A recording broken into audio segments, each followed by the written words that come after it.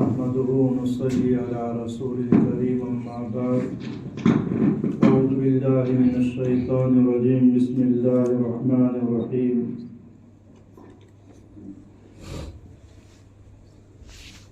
عن أبي هريرة رضي الله عنه قال أن رسول الله صلى الله عليه وسلم قال ألا أدلكم على ما يمحو الله به الخطايا ويرفع درجات قالوا بلى يا رسول الله قال اسباب الوضوء إلى المكاره وكثرة الخطى إلى المساجد وانتظار الصلاة بعد الصلاة فذلكم الرباط فذلكم الرباط فذلكم الرباط أو كما قال عليه الصلاة والسلام رواه الترمذی۔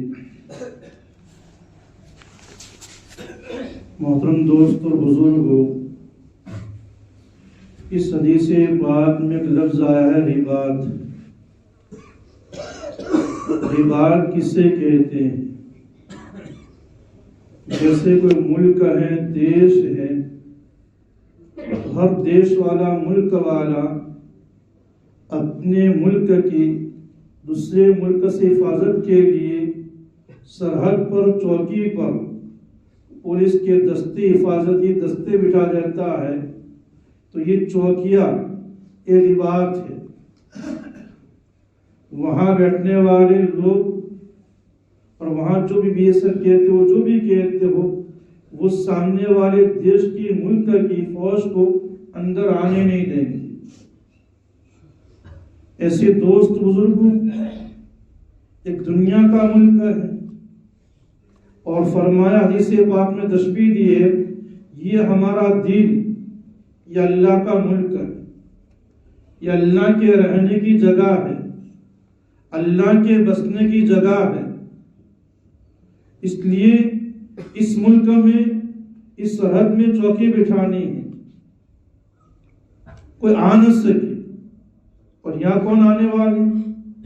شیطان ہے، نفس امارہ ہے۔ شیطان اور نفس امارہ آ نہ سکے، اس کے لیے چوکی بٹھانی ہے۔ اس حدیث پاک میں 3 چیزیں بیان کی گئی ہے۔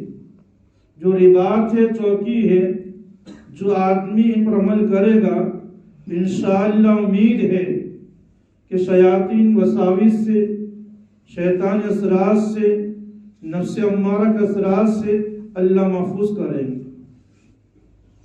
اور یہ شیطان بہت بڑا خطرناک ہے، بہت بڑا خطرناک ہے۔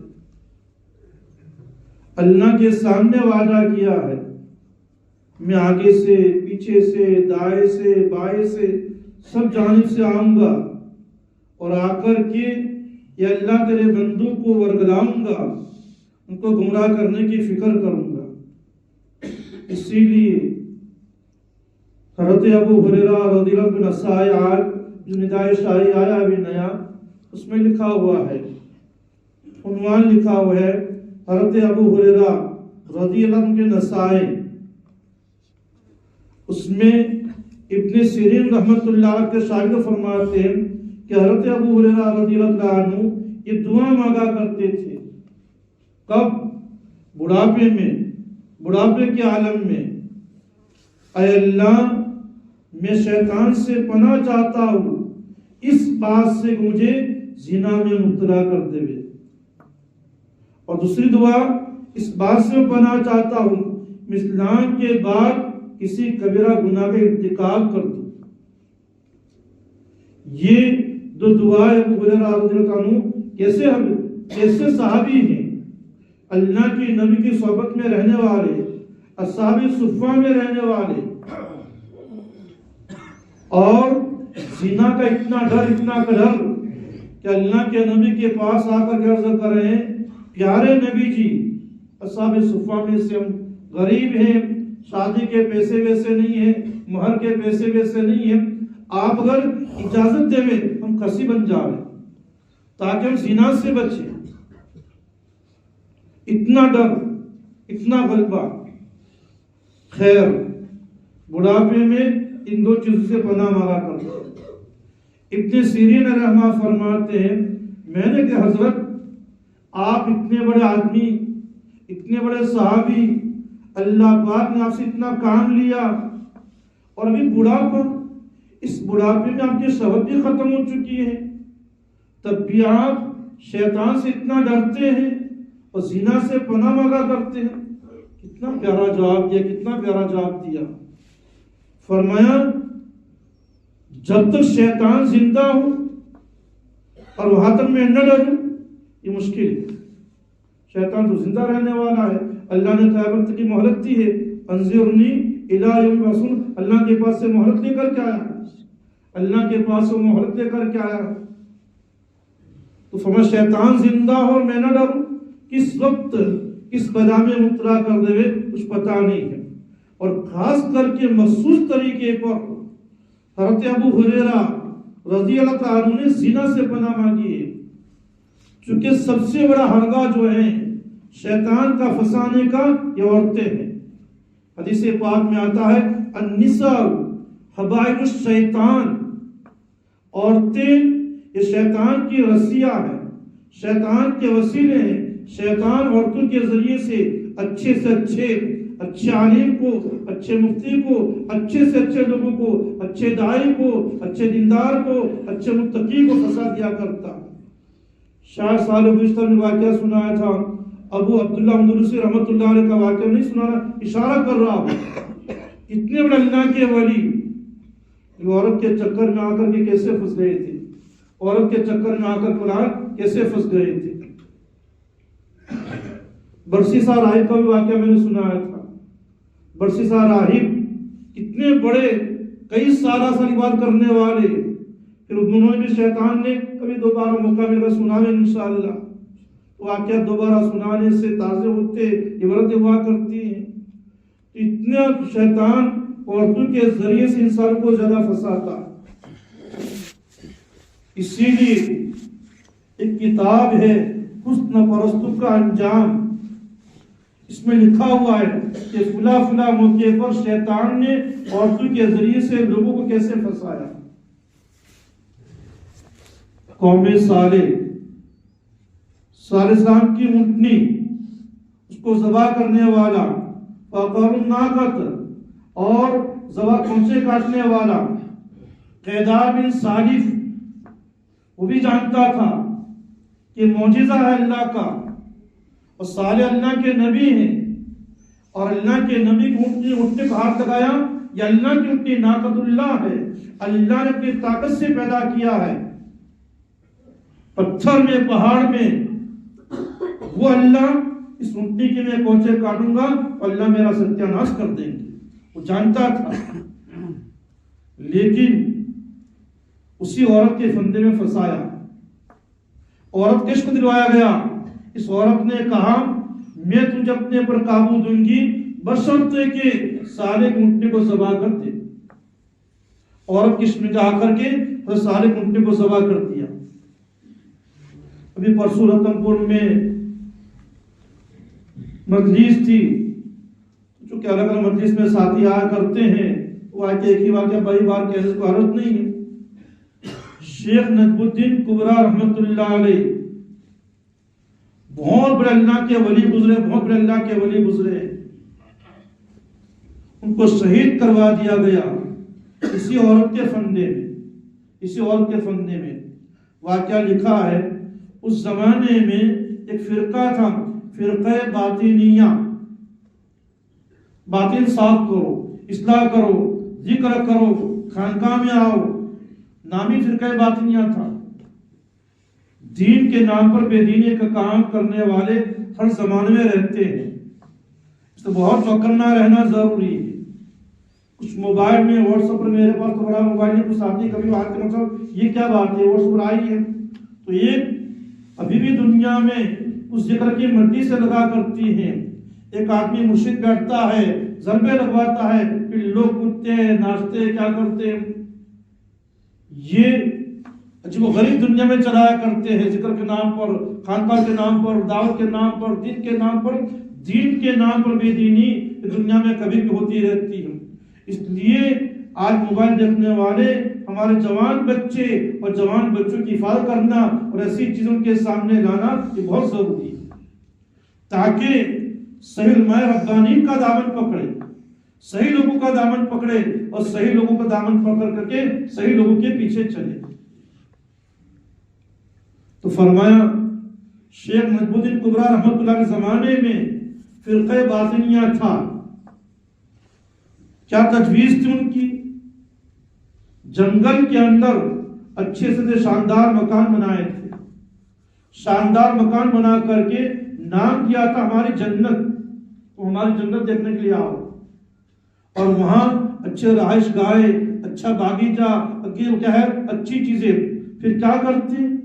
جوان بچے وہ جوان بچوں اغوا کرتے، عربی اردو میں اغوا یعنی اپہرن کرتے، گجرات کو اپہرن اٹھا لیتے، اٹھا کر کے وہاں لے جاتے اور اچھے سے اچھا حلوہ بناتے، اس حلوے میں اس نشے والی چیزیں ملا دیتے، ساتھ بھی پانی کے نام پر ابھی آتا ہے صرف کتنی پکڑی آ رہی تھی، کیا ہے اب جوانوں کو بتانے کا ہے، آج کیوں نہیں ہو رہا ہے؟ ٹونک کے نام پر، طاقتور چیزوں کے نام پر، دوائی کے نام پر کیسے کیسے ہو رہا ہے، کیسے جوانوں کی زندگی سے کھلواڑ کر کیا جا رہا ہے۔ دوست بزرگوں سمجھنے کی ضرورت ہے، اور ایمان والے کاروبار کریں، ایمان والوں کی زندگی کے ساتھ کھلواڑ کرنے کے لیے ایمان والے سے کاروبار کریں، ایمان والے کا کام نہیں ہے۔ ایمان والا تو حلال روزی کماوے گا، مشتبہ روزی سے بچے گا، ایمان والا ہر حال میں حلال روزی کماوے گا، کبھی مشتبہ روزی کی جانب انگلی اٹھا کر بھی نہیں دیکھے گا۔ تو خیر دوست بزرگوں اچھے سے اچھا حلوہ بناتے تھے اور نشہ ملا کر کے پھر بچوں کو کھلاتے تھے، جوان بچوں کو، جوان بچے کھا لیتے، نشے میں آ جایا کرتے تھے، جب نشے میں آ جایا کرتے تھے جوان بچیاں پاس میں لاتے تھے اور جوان بچوں کو پاس میں لا کر کے کھلواڑ کراتے تھے، زنا کرواتے تھے، دو چار کو ایسا کرواتے تھے جس سے اس جوان بچے کا دل اس جوان بچی پر دل لگ جاتا تھا، وہ بچہ اس پر عاشق ہو جاتا تھا، دل دے دیا کرتا تھا۔ پھر دیکھا کہ بچہ بچی پر عاشق ہو چکا ہے، اب بچی کے بغیر نہیں رہ سکتا، پھر اپنے مرضی کے مطابق کام کرواتے تھے، ایک کام کرو ہم تمہاری بچی کا نکاح کروا دیں گے، یہ کروا دیں گے، یہ کروا دیں گے۔ چنانچہ شیخ نجم الدین کبریٰ رحمۃ اللہ علیہ اس زمانے میں انہوں نے اس فتنے کا کلا کما کیا، فتنے کے خلاف آواز اٹھائی۔ یہ ہر زمانے کے علماء ربانین کی ذمہ داری ہے، علماء ہو، دائی ہو، جو بھی ذمہ دار ہے، دل جنے لوگ جو ہے ان کی ذمہ داری ہے کہ جو بھی فتنہ آئے گا ایمان والوں کے خلاف، یہ جو ہے اپنے سپہ سالار ہو کر کے اس فتنے سے امت کو بچاویں گے۔ امت کو بچانے کی ذمہ داری برحال اس علماء کرام کی ہے، دائی لوگوں کی ہے، دل چلے لوگوں کی ہے، اصلاح جماعت کے جتنے بھی جو بھی شعبے میں دن کا کام کرنے والے، جو کچھ امت کا غم سمجھتے ہیں، امت کا درد سمجھتے ہیں، نبی والے غم کا احساس ہے ان کے دلوں میں، ان کی ذمہ داری ہے۔ تو شیخ نجم الدین کبریٰ رحمۃ اللہ علیہ نے فرقہ باطنیہ کے خلاف آواز اٹھائی، امت کو کہا تم کہاں جا رہے ہو؟ یہ فرقہ باطنیہ مخالف ہو گیا، دشمن ہو گیا، بیچ میں سے شیخ نجم الدین کبریٰ کا کاٹا ہٹانے کی فکر کی، اور شیخ نجم الدین کبریٰ رحمۃ اللہ خانقاہ میں لاولد تھے، اولاد نہیں تھی ان کی خانقاہ میں آ سکتا نہیں تھا، ہر ایک کو آنے کی برحال اجازت نہیں تھی، جہاں معلوم تھا کہ فرقہ باطنی کیا کرتے ہوئے، کیسا آدمی کس نیت سے آ جائے کیا کرے، ان کے بھتیجے کو خالی آنے کی برحال اجازت تھی، بھتیجے کے علاوہ کوئی آ سکتا نہیں تھا۔ دوست بزرگوں یہ فرقہ باطنیہ ان کے بھتیجے کو اغوا کر کے ورگلا کر کے لے گئے اپنی پہاڑ کی جنت میں، حلوہ کھلایا اور حلوہ نشہ والا کھلایا، نشے میں آ گیا، ایک جوان حسینہ جمیلہ عورت اس کے سامنے پیش کر دی، زنا کروایا، یہ بچہ عاشق ہو گیا، فرشتہ ہو چکا، ایک سیکنڈ بھی جو ہے اس بچے کے بغیر رہ نہیں سکتا، ان لوگوں نے بچے کو دور کروا دیا، تڑپایا اور کہا تڑپ، اور تو بچی کو مان اپنے قریب میں لانا چاہتا ہے، ہم تیری شادی کروا دیں گے، ایک شرط ہے تیرے چچا کو جا کر کے شہید کر دیں۔ کیونکہ تیرے چچا کی کیا ہے خانقاہ میں کوئی جا سکتا نہیں ہے، تو جا سکتا ہے، تجھے الاؤ ہے، تو جو ہے چچا بھتیجا بن کر کے جا اور جا کر کے جو ہے تیرے چچا کو جا کر کے شہید کر دے۔ مصنوعی بن کر کے آیا وہ، اور آ کر کے زہر حالت خنجر لے کر گیا اور اپنے چچا اتنے بڑے اللہ کے ولی کو شیخ نجم الدین کبریٰ رحمۃ اللہ علیہ کو آ کر کے شہید کر دیا، آ کر کے شہید کر دیا۔ دوست بزرگوں، یہ شیطانی چال یہ معمولی چال نہیں ہے۔ شیطانی چالوں سے بچنے کے لیے دل پر چوکی بٹھانا ضروری ہے۔ شیطانی چال ہے، نفس امارہ کی چال ہے، یہ دل پر کیا ہے؟ نفس امارہ۔ تصوف کی کتاب میں کیا لکھا ہے؟ یہ ایک آدمی اس پرانے زمانے میں اللہ کے راہ میں جماعتیں جاتی تھی اور اللہ کے راہ میں جان دینے کی قربانیاں دیا کرتی تھی، تو ایک آدمی اس کے دل میں آیا میں اللہ کے راہ میں جاؤ اور شہید ہو جاؤ، بار بار دل آ رہا ہے۔ دیکھا کہ کوئی نفس مارا کا تو قید نہیں ہے، کسی اللہ والے سے جا کر کے پوچھا، اللہ والے نے مراقبہ کیا، توجہ ڈالی اور فرمایا کہ نفس کی قید ہے، تو جو نماز پڑھتا ہے، روزے رکھتا ہے، عبادت کرتا ہے، اس میں روزانہ نفس مرتا ہے۔ یہ نفس چاہتا ہے روزانہ میں مروں، اس کے بجائے ایک دن جا کر کے شہید ہو جاؤ تاکہ روزانہ پہ مصیبت چلی جائے، یہ مصیبت برات چلی جائے۔ یہ نفس امارہ کیسے کیسے کمزور اعمال میں لگا کر کے اچھے اعمال سے غافل کر دیا کرتا ہے۔ یہ نفس امارہ کی سارے قید، یہ قیدوں کو جاننا کیا ہے؟ بہت ضروری ہے۔ اسی لیے امام احمد حنبل رحمۃ اللہ علیہ بھی ہدایت شاہی کا مضمون میں آپ کے سامنے بیان کر رہا ہوں۔ امام احمد بن حنبل رحمۃ اللہ علیہ کتنے بڑے اللہ کے ولی، کتنے بڑے محدث، جنہوں نے اللہ کی خواب میں زیارت کی ہو، کتنا بڑا اللہ کا ولی ہوگا، اللہ کی خواب میں زیارت کی ہو کتنا بڑا اللہ کا ولی ہوگا، اور دین کے لیے، امت کے لیے قربانی دینے والے اور جیل میں جانے والے، جسم پر کوڑے لگوانے والے، کتنا بڑا قربانی والا آدمی ہوگا۔ جس وقت قرآن کریم مخلوق ہے یا قرآن کریم غیر مخلوق ہے، یہ فتنہ اٹھا، خیر ایک بھی بات ہے تو کتنا سمجھو فتنہ اٹھا۔ ہمارا عقیدہ ہے، ہم اہل سنت جماعت ہے، قرآن اللہ کا کلام ہے اور قرآن پاک غیر مخلوق ہے، جیسے اللہ پاک غیر مخلوق ہے ایسے قرآن پاک غیر مخلوق ہے، لیکن دین کے نام پر کچھ فرقے اٹھتے ہیں، لیبل دین کا لگا لیا کرتے ہیں۔ فرقہ معتزلہ فرقہ اٹھا، اس نے کہا قرآن کریم مخلوق ہے، علیاذ باللہ۔ امام احمد ابن حنبل رحمۃ اللہ علیہ میدان میں آ گئے امت کو فتنے سے بچانے کے لیے۔ ہوتے ہوتے اس فتنے کی جڑ اتنی مضبوط ہو گئی کہ معتزلہ گورنر امیر بن گئے، کرسی کے حامل ہو چکے۔ امام احمد ابن حنبل رحمۃ اللہ علیہ کو جیل میں ڈالا گیا، اور واقعہ لکھا ہے اتنے سخت کوڑے لگائے گئے، امام احمد اپنے عقیدے سے کیا ہے ہٹ جاؤ، نہیں میں بھی نہیں ہٹنے والا، اور امت کے لیے جان چلی جا، لیکن اس عقیدے سے ہٹنے والا نہیں۔ کتابوں میں واقعہ لکھا ہے اتنے سخت کوڑے لگائے جاتے تھے، اگر کوڑا ہاتھی کو لگایا جاوے تو ہاتھی لگ جاوے اور ہاتھی چیخ اٹھے، اتنے سخت کوڑے لگائے جاتے تھے، اتنے سخت کوڑے کھائے ہیں۔ امت کو گمراہی سے بچایا ہے، امت کو گمراہی سے بچایا ہے۔ ذلت آئی، جیل میں گئے، سارے حالات کو برداشت کیا کہ امت میرے ہوتے ہوئے میں زندہ ہوں اور میری امت گمراہ ہو جاوے، یہ ہو نہیں سکتا، یہ برقرار ہو نہیں سکتا۔ ابو بکر کہہ رہے ہیں ابو بکر زندہ ہوں، فتنہ میں یہ ہو نہیں سکتا۔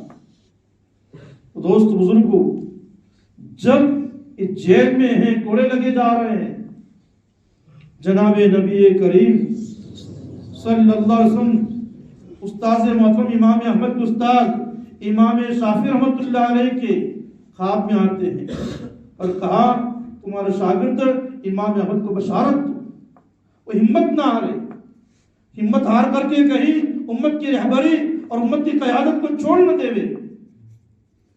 امام شافعی رحمۃ اللہ علیہ نے پیغام بھیجا اور قاصد کو بھیجا، اپنے شاگرد کی ہمت افزائی کے لیے یوں پیغام بھیجا، اے میرے بیٹے میں استاذ ہوں، تو شاگرد ہے، لیکن جیل کے اندر رہ کر کے جون سا کرتا پہن کر کے اللہ کے دین کی قربانی کے لیے جون سے کرتے پر تم نے کوڑے کہا ہے، یہ کرتا اتر کر میرے سامنے بھیج دے، اس کرتے کو میں سعادت سمجھوں گا۔ اپنی سعادت سمجھ کے گئے، یہ ہمت افزائی کے کلمات نکال رہے ہیں۔ امام احمد ابن حنبل رحمۃ اللہ علیہ کے پاس قاصد جاتا ہے، امام احمد ابن حنبل رحمۃ اللہ علیہ نے اپنا کرتا اتار کر کے دیا۔ استاد نے کیا کیا؟ استاد نے کرتا دھویا، دھونے کے بعد وہ میل کچے دون اس کو پیا۔ برکتی کرتا ہے، اس کرتے کے اندر میرے شاگرد نے دین کے لیے قربانی دی ہے، دین کے لیے کوڑا اٹھائے، اتنا کرتا مبارک تھا، اتنا کرتا کے برابر مبارک تھا۔ اس سے کہتے ہیں التبرک بآثار الصالحین، اللہ کے نیک بندوں کی چیزوں سے تبرک حاصل کرنا۔ آج بھی بہت سے لوگ کہتے ہیں کہ دعوت والے، تبلیغ والے، کچھ مسلک والے اولیاء کے تبرک کو نہیں مانتے ہیں، یہ نہیں مانتے ہیں۔ اللہ کے بندے جو تبرکات حدیث کریمہ ثابت ہو، جو تبرکات کتابوں سے ثابت ہو، اللہ کے ولیوں سے ثابت ہو، وہ تبرکات دعوت والوں کی تبلیغ پر کیا مطلب نہ مانے، سب مانتے ہیں۔ لیکن دوست بزرگوں یہ سمجھو، یہ بیچارے ایمان والے بھائی کا قصور نہیں ہے، یہ انگریز نے کہا توڑ کرو راج کرو، ایسی چیزیں پھیلا کر کے گیا ہے کہ آپس میں ایسی باتیں، ایسے عقائد پھیلا دو تاکہ لوگ ادھر ادھر منتشر ہوتے رہے۔ اس لیے آج ایمان والوں کو، بچوں کو، نوجوانوں کو سمجھانا، ان کی ذہن سازی کرنا بہت ضروری ہے۔ تو خیر، اتنا بڑا امام اپنے زمانے کا، اتنا بڑا محدث، سکرات کا عالم ہے، موت آ رہی ہے، ان کے صاحبزادے حضرت عبداللہ پاس میں بیٹھے ہوئے ہیں، کبھی گشی تاری ہوتی ہے، کبھی آنکھیں کھولتے ہیں، کبھی گشی تاری ہوتی ہے، کبھی آنکھیں کھولتے ہیں۔ جب آنکھیں کھول گشی تاری ہوتی، ابھی نہیں، 3 بار جملے سنے آپ کے صاحبزادے حضرت عبداللہ رحمۃ اللہ علیہ نے، افاقہ ہوا، ہوش آ گیا، ابا جی کیا کر رہے ہیں آپ؟ ابھی نہیں کیا کرے؟ بیٹا تو کیا جانے، میں سکرات میں ہوں، شیطان آ رہا ہے، اور شیطان کہہ رہا احمد تو میرے ہاتھ سے بچ گئی۔ میں کہہ رہا ابھی نہیں، جب تک زندگی میں جان ہے اور جب تک کرنے والی موت نہ آوے، کوئی اعتماد نہیں ہے کہ آخر میں کیا ہو جائے۔ اتنے بڑے اللہ کے ولی شیطان سے بچ کیا ڈر رہے ہیں۔ اس لیے ان قسم کے شیطانوں سے حفاظت کے لیے دلوں پر چوکی لگانا ضروری ہے، یہ بات ضروری ہے۔ اب دوست بزرگوں، چوکی کیا ہے؟ وہ چوکی 3 چیزیں ہیں۔ سب سے بڑے پیارے نبی فرماتے ہیں، اور اللہ کے نبی کا بلاغت دیکھو، پیارے نبی تشریف شوق دلایا، الا ادلکم، کیا فرمایا؟ کیا میں تمہیں ایسی بات نہ بتاؤں؟ الا ادلکم الا ما یمحو بہ الخطایا، جس کے ذریعے سارے گناہ معاف ہو جاوے اور درجات بلند ہو۔ اللہ کے نبی صحابہ میں شوق پیدا کرنے کے لیے جو اصل مضمون ہے، اس مضمون کو بیان کرنے سے پہلے ایک تمہیدی مضمون بیان کرتے ہیں تاکہ شوق دلاوے، سب متوجہ کر کے سنیں، سارے لوگ متوجہ کر کے سنیں کہ صحابہ نے کیا کہا، قالوا بلا یا رسول اللہ، کیوں نہیں پیارے رسول، ضرور سنا دیجیے۔ صحابہ تو شوقین تھے، صحابہ کو کیا ہے، اس بات کے شوقین تھے کہ دین کی باتیں مل جاوے، ایمان کی باتیں مل جاوے، ہمارے آخرت پر کیا ہے، صحیح ہو جاوے۔ پھر آپ نے فرمایا نمبر 1 اسباغ الوضوء علی المکارہ، کبھی ٹھنڈی کا موسم ہے، اس لیے میں نے جان بوجھ کر کے آج اس موضوع کا انتخاب کیا ہے۔ فرمایا اسباغ الوضوء علی المکارہ، وضو کو مکمل کرنا، اسباغ کے معنی مکمل، اسباغ الوضوء، وضو کو مکمل کرنا، علی المکارہ، ناگواری کے باوجود۔ ٹھنڈی کے موسم میں دل چاہتا ہے ایک بار ہاتھ دھو لوں، 3 بار نہ دو۔ ٹھنڈی کے موسم میں دل چاہتا ہے، نفس چاہتا ہے کہ 3 بار پیر نہ دو، 1 بار دھو لوں، 3 بار چہرہ نہ دو، برابر مسواک نہ کروں، برابر کلی نہ کروں۔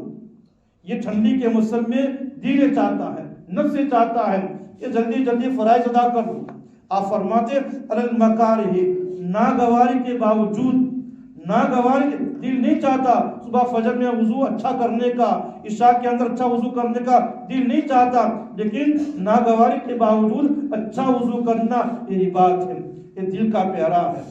शैतान समझेगा यार ये तो कितना वाला आदमी है, इतनी ठंडी के मौसम में भी जो है मुझे पास में नहीं आने देता, मैं आकर के दिल में बसा अल्लाह इतनी ठंडी है, ये है, क्या करेगा, वुजू अदा कर ले, लेकिन इतनी ठंडी के मौसम में भी मुझे आने नहीं देता, इतना बड़ा मुजाहिद है, उसके पास मेरी बस नहीं चलेगी। ये चौकी है, ये क्या बना ले, चौकी है, मेरी बात है, इसके दिल पर चौकी लगाना बहुत जरूरी है। अब दोस्त बुजुर्गों, तो ठंडी के मौसम में हमें वुजू अच्छा करना चाहिए, सुन्नत के मुताबिक करना चाहिए। फिर इसबाग वुजू किसे कहते हैं? तो फरमाया अल-इस्बागु अला सलासत अक़सामिन, इसबाग की 3 किस्में हैं, मुकम्मल वुजू करने की 3 किस्में।